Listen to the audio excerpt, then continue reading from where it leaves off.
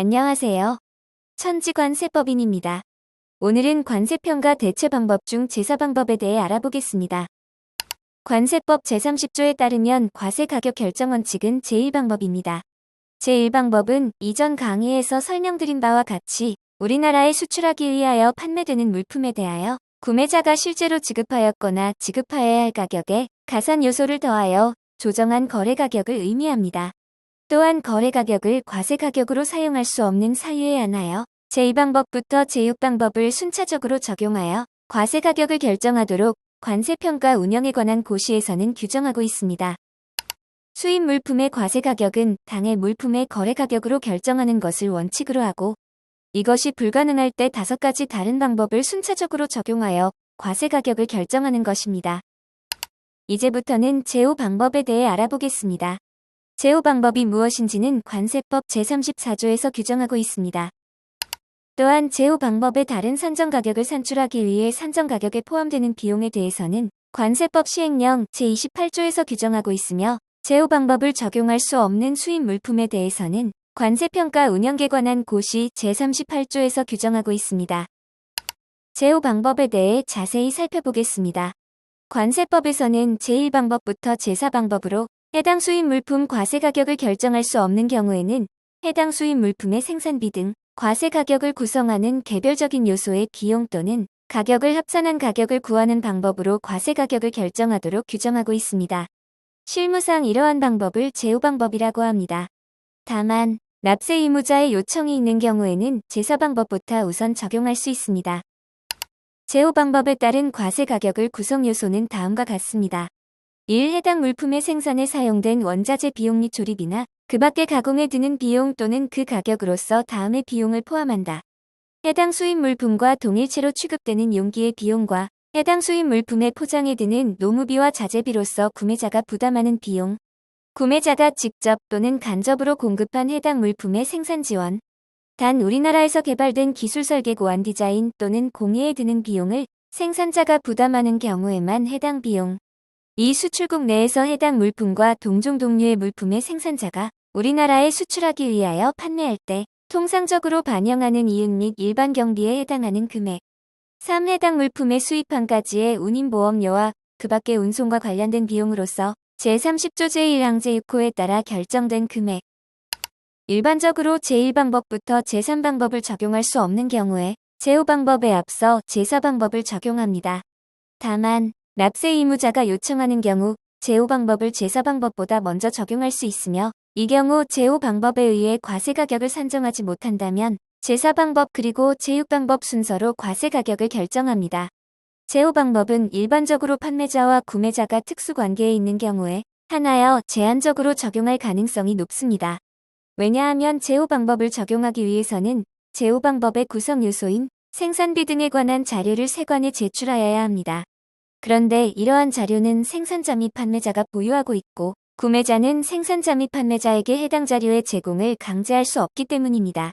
따라서 판매자 등으로부터 해당 자료를 비교적 쉽게 제공받을 수 있는 판매자와 구매자가 특수관계에 있는 경우에 제5방법을 적용할 가능성이 높습니다. 다음으로는 제6방법에 대해 보겠습니다. 합리적 기준에 따르는 제6방법에 대해서는 관세법 제35조에 규정하고 있습니다. 또한 합리적 기준의 구체적인 내용과 그 적용 순서에 대해서 관세법 시행령 제29조에서 규정하고 있습니다. 한편 합리적 기준에 따른 과세 가격으로 선택될 수 없는 가격에 대해서도 관세법 시행령 제29조에서 규정하고 있습니다. 관세법 시행규칙 제27조에서는 제2방법부터 제5방법을 탄력적으로 활용한 합리적 기준에 대해 규정하고 있습니다.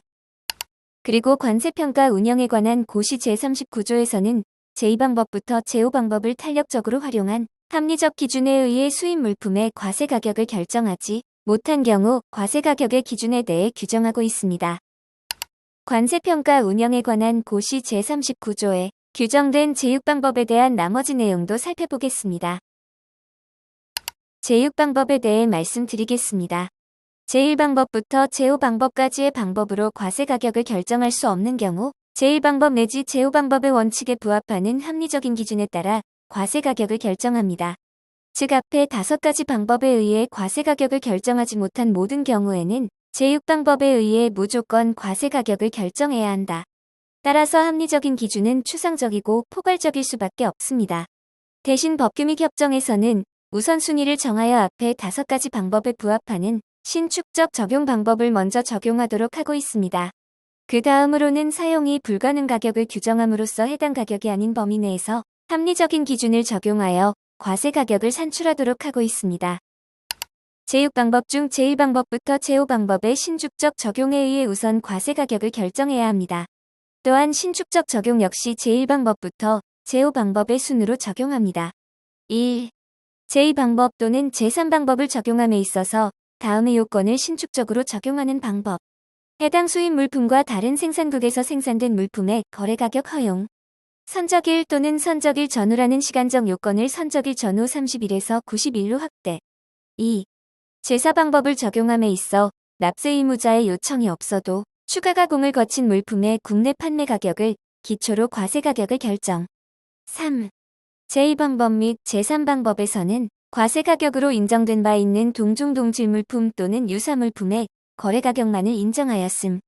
하지만 제6방법에서는 제4방법 또는 제5방법에 의해 과세 가격으로 인정된 바 있는 동종 동질 물품 또는 유사 물품의 과세 가격을 기초로 과세 가격을 결정하는 방법까지 인정함. 4. 제4방법을 적용함에 있어 수입 신고일부터 90일이 경과된 후에 국내 판매 가격을 인정함. 5. 그 밖에 거래의 실질 및 관행에 비추어 합리적이라고 인정되는 방법 적용. 제6방법 중 신축적 적용에 의해 과세 가격을 결정할 수 없는 경우 사용 불가능한 가격에 해당하지 않는 범위 내에서 1994년도 관세 및 무역에 관한 일본 협정 제7조의 이행에 관한 협정에 부합하는 합리적인 방법과 국내에서 이용 가능한 자료를 근거로 하여 과세 가격을 결정한다.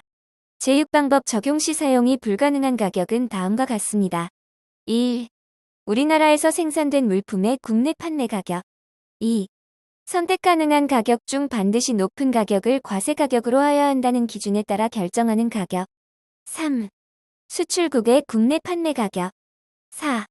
동종 동질 물품 또는 유사 물품에 대하여 법 제34조의 규정에 의한 방법 외의 방법으로 생산 비용을 기초로 하여 결정된 가격. 5. 우리나라 외의 국가에 수출하는 물품의 가격. 6. 특정 수입 물품에 대하여 미리 설정하여 둔 최저과세 기준 가격. 7. 자의적 또는 가공적인 가격. 이상으로 대체 방법 중 제5방법과 제6방법에 대해 알아보았습니다. 이로써 관세평가에 대한 전반적인 내용에 대해 모두 다루었습니다. 이번 강의가 도움이 되셨으면 좋겠네요. 추가 문의사항이 있으면 언제든지 천지관세법인으로 연락 부탁드립니다. 수고하셨습니다. 감사합니다.